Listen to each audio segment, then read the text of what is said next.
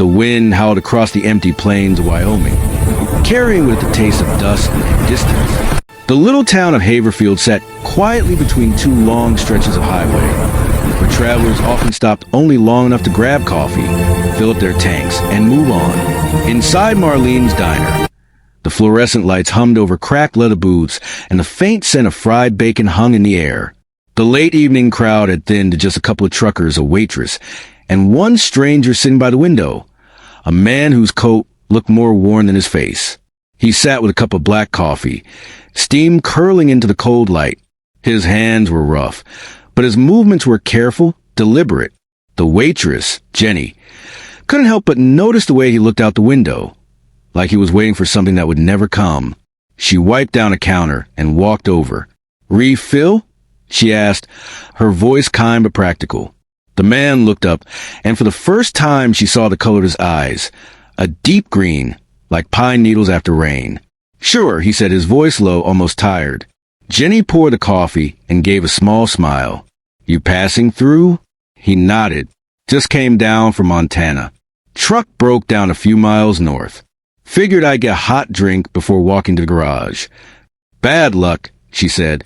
"Ain't many places open this late." He smiled faintly. "Guess I found the right one then." Before she could reply, the bell above the door jingled. In walked a tall man in a dusty brown coat and a cowboy hat that had seen better days. His boots made soft thuds on the linoleum floor. His name was Elias Grant, a rancher from just outside town, known for his steady hands, quiet strength, and a heart too big for his own good. Elias took a seat a few stools away from the stranger and nodded politely to Jenny. "Evening, Jen." "The usual." Jenny smiled. "Coffee and pie coming right up." As she turned away, Elias glanced toward the stranger. There was something about him, a quiet kind of hardship, the kind men who've worked the land could recognize in each other. "You from around here?" Elias asked, his voice slow and calm. The stranger shook his head. "No, sir. Just passing through." "Truck trouble?" "Yeah. Broke down near mile marker 48. Elias took a sip of his coffee. "That's a rough stretch at night. You got someone coming to get you?" The man gave a faint, humorless chuckle. "Nope. Guess I'll walk the rest when I'm done here." Elias leaned back, eyeing the man. "In this cold, you'll freeze before you reach the garage." The stranger shrugged. "Wouldn't be the first time life's thrown a chill my way." Jenny returned with Elias's pie, warm apple, a scoop of melting vanilla. She set it down, but her eyes flicked toward the stranger's table. His plate was empty, and the check lay untouched beside his coffee. Elias noticed, too. When Jenny walked back behind the counter, Elias quietly reached for his wallet. "Put his on mine," he said softly. Jenny blinked. "You sure, Eli?" "Yeah. Don't make a fuss about it. Just tell him it's taken care of." Jenny smiled, not surprised. Elias had done this kind of thing before. When the stranger asked for his bill a few minutes later, Jenny told him, "Already been handled." He frowned slightly. "Handled?" She nodded toward Elias, who was just getting up to leave. "The rancher took care of it." The stranger turned, surprise flickering across his face. "Hey, sir, you didn't have to." Elias stopped at the door, tipping his hat with a quiet smile. "Ain't no trouble. You look like you've had a rough run.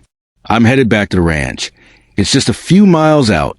You're welcome to come along, warm up, get some rest." The stranger hesitated. "You don't even know me." Elias shrugged. "Don't need to. Just know you look cold." The wind outside howled again, rattling the diner windows.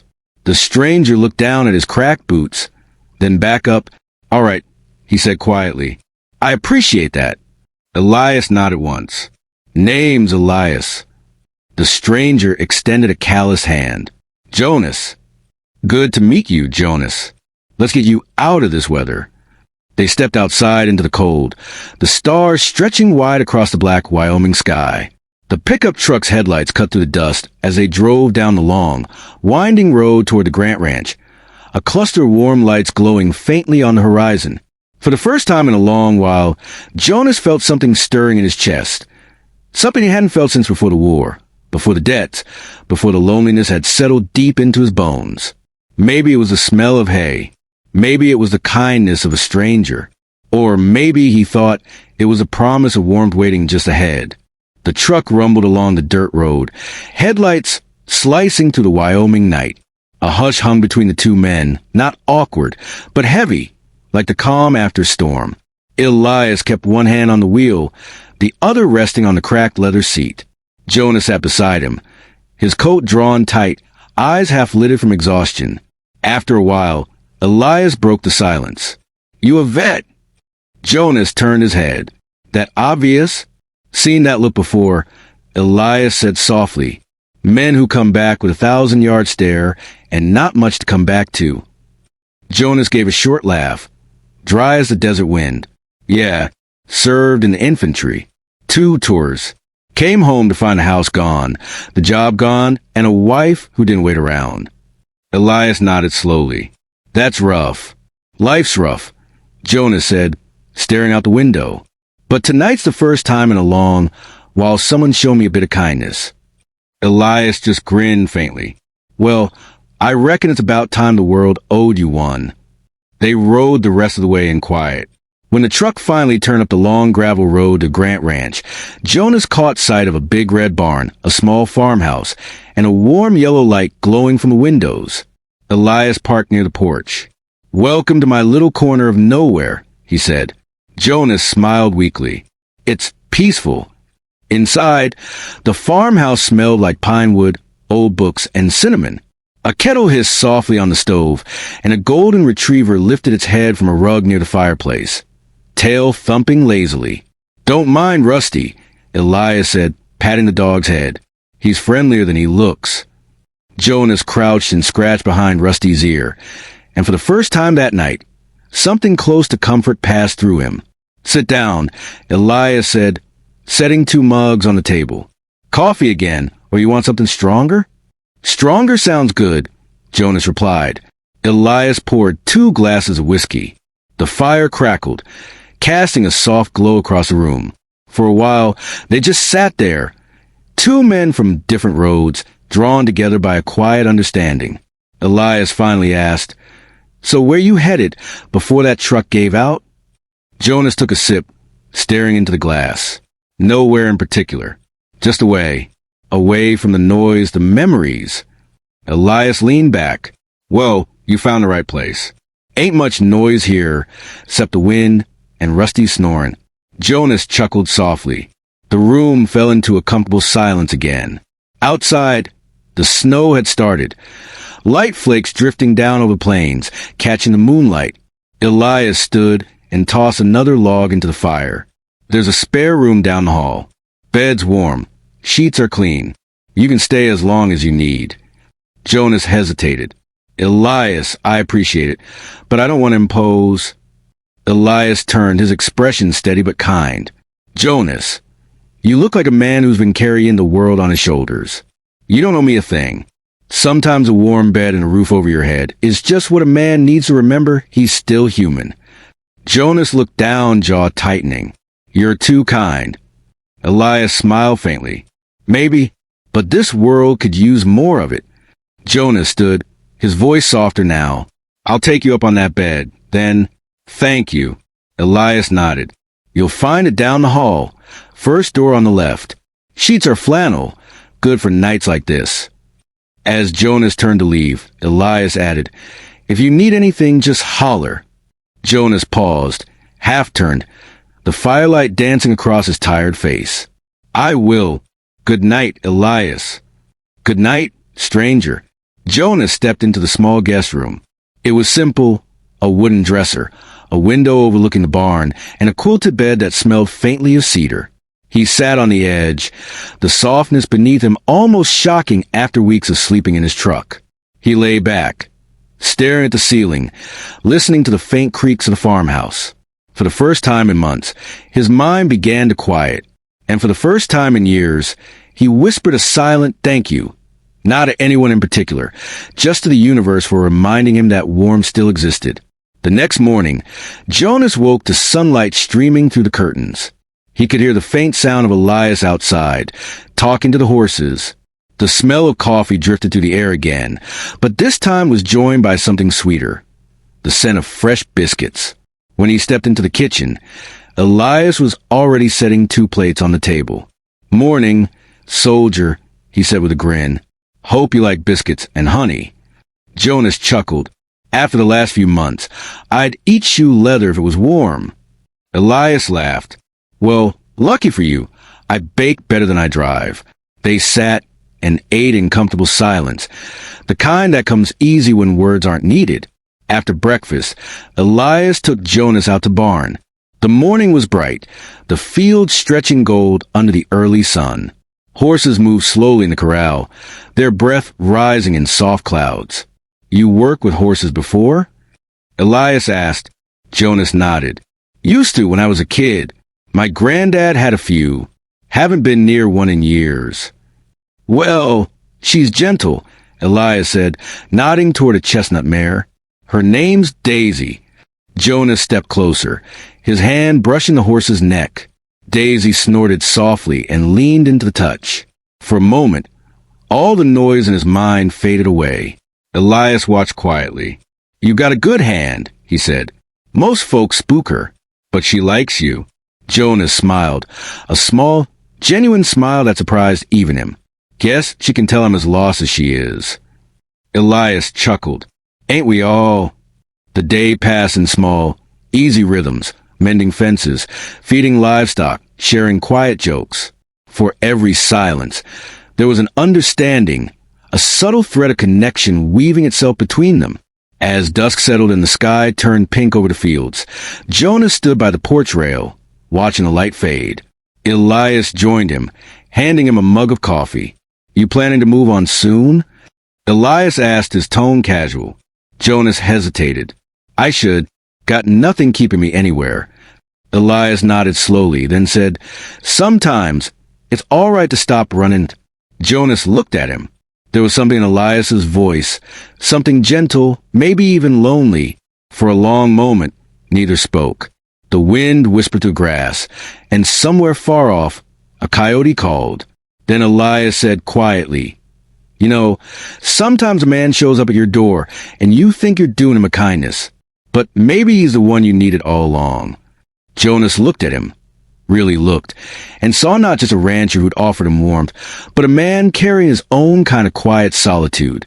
The firelight from inside flickered across Elias's face, and in that warm, wordless moment, Jonas felt something shift inside him.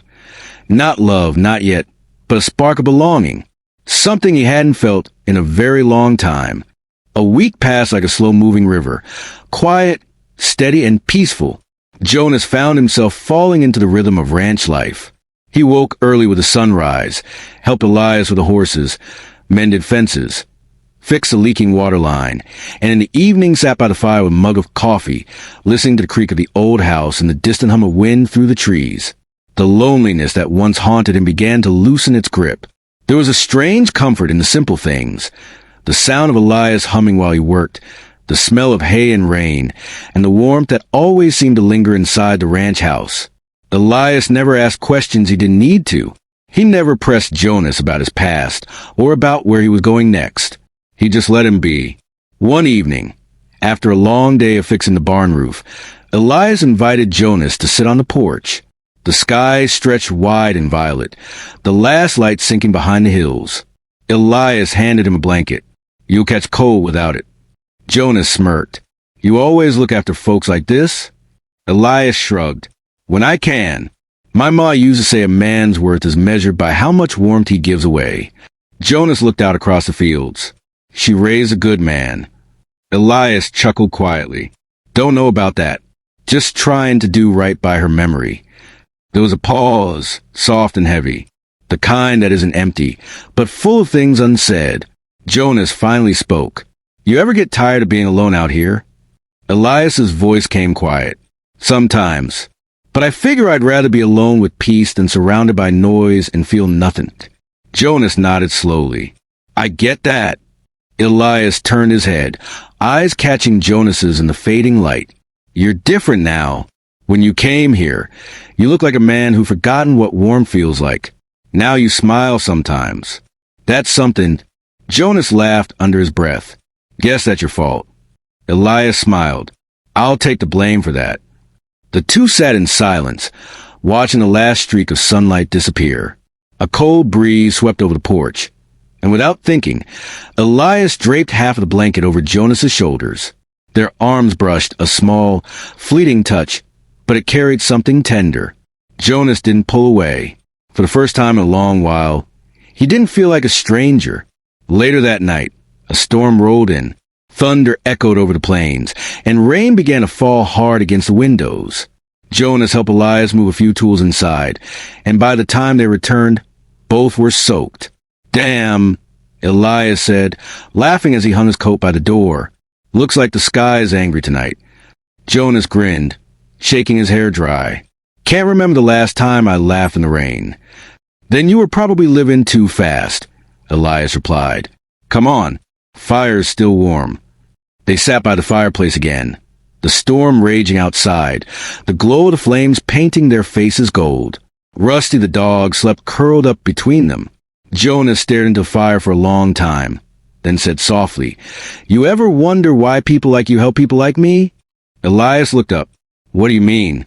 I mean, you don't know me. You don't know me. But you open your home, your life, to me. Why? Elias took a long sip of coffee before answering. Because once, a stranger did the same for me. Years ago, I lost my father. Got lost myself for a while. A ranch hand I barely knew took me in. Gave me a place to rest. Told me, warm bed awaits, stranger. Those words stayed with me. Guess I've just been trying to pass it on. Jonas's throat tightened. He didn't speak for a moment, only nodded. Well, he said finally, I think you did more than pass it on. The fire crackled. Elias smiled faintly. Maybe, but I think we both needed a reminder. That kindness still exists. When the storm finally quieted, the house grew still again. Jonas stood, stretching. Guess I'll turn in. Long day tomorrow. Elias nodded, but his eyes lingered a little longer than usual. Sleep well, Jonas. Jonas hesitated in the doorway. You too, Elias. He turned to go, but then something stopped him. Maybe it was a warmth in Elias's voice. Maybe it was the ache of gratitude in his chest that words couldn't express. He turned back. Elias, he said softly. Elias looked up. Jonas hesitated, then smiled, small, sincere. Thanks. For everything. Elias's answer was simple. You're welcome. Anytime. Jonas nodded and disappeared down the hall. Elias sat for a long time after, staring into the embers, listening to the soft patter of rain on the roof. The next morning dawned bright and clean. The storm had washed everything silver and new. Jonas helped Elias with the chores, fed Daisy the horse, and for the first time, caught himself humming. By noon, they were fixing a gate together when Jonas suddenly said, I think I'll stick around a little longer, if that's all right. Elias looked at him, trying not to smile too much. Wouldn't have it any other way. That night, they sat on the porch again, 2 mugs of coffee between them, the stars shining like dust across the endless sky. Jonas turned to Elias, his voice calm and sure. You know, I was running from everything before I came here. I thought the world had gone cold. Elias smiled gently. And now, Jonas looked out across the fields. The barn, the soft light spilling from the windows, the quiet peace of the land. Then he looked back at Elias. Now, he said softly, I think I finally found somewhere warm. Elias didn't speak, just reached over, patted Jonas's shoulder, and let the silence say the rest. The wind whispered across the plains, and the 2 men sat side by side. Not strangers anymore, not lost souls, just 2 hearts that had found their way back to warmth. And somewhere in the quiet, the words hung softly between them, carried on the night air like a promise. Warm bed awaits, stranger. Sheaf of rice the end.